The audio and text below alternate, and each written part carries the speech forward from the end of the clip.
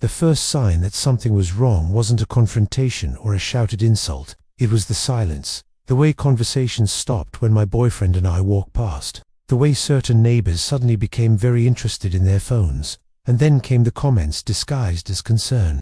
The polite little daggers like, "Are you sure this neighborhood is a good fit for you too? And some families here are traditional," always said with that careful smile that pretends to be kindness while doing real damage underneath.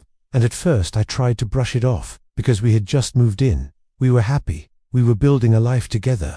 And I didn't want paranoia to poison something good. But then the HOA notices started appearing like clockwork. Warnings about noise even though we barely hosted anyone. Complaints about parking even though we followed the rules exactly.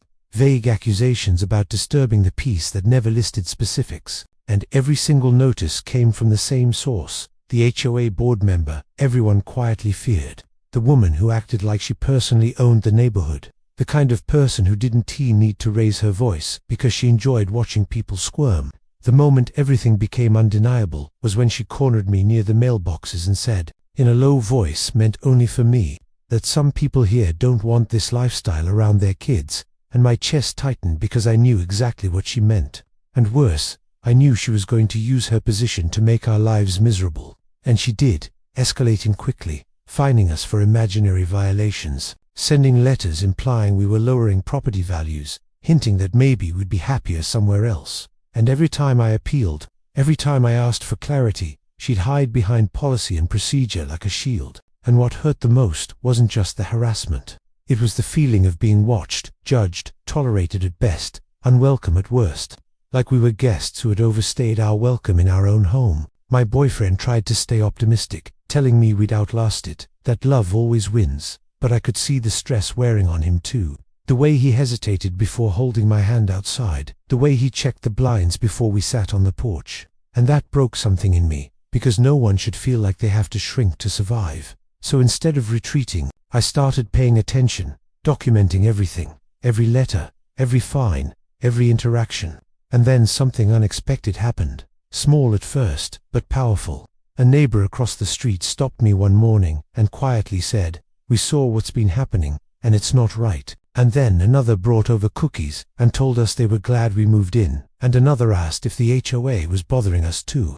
And suddenly the silence I'd been feeling started to crack, because it turned out we weren't alone. We were just the first ones being targeted this openly.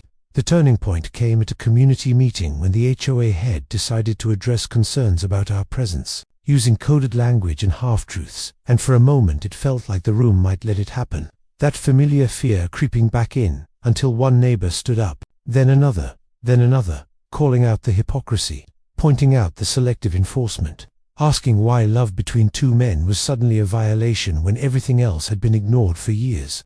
And watching that unfold felt surreal, like the ground shifting under my feet, because the narrative Karen had built started collapsing in real time. And when someone directly asked her if she was targeting us because we're gay, she didn't answer. She just tightened her grip on her clipboard, and that silence said more than any insult ever could. From that moment on, the tide turned fast. Complaints were filed against the HOA itself. A petition circulated demanding an investigation. Local advocacy groups got involved. And the same woman who once walked around like she owned the place suddenly found herself isolated, questioned, scrutinized. And the irony wasn't lost on me that the power she'd used to try to push us out was the same power that ultimately exposed her, because authority doesn't protect you when everyone's watching. Weeks later, the HOA announced changes, new oversight, new leadership, and a formal statement reaffirming that discrimination of any kind would not be tolerated. And while it wasn't a dramatic firing or a public apology from her personally, the message was clear. She no longer controlled the narrative, the neighborhood did. And the most powerful moment came one evening when my boyfriend and I were sitting on our porch, holding hands openly, laughing, unafraid. And neighbors waved as they walked by, some stopping to chat, some just smiling. And I realized then that the people who tried to push us out failed, because they underestimated something fundamental, that most people, when forced to choose, will stand up for what's right. And as much as this story started with fear and isolation, it ended with belonging.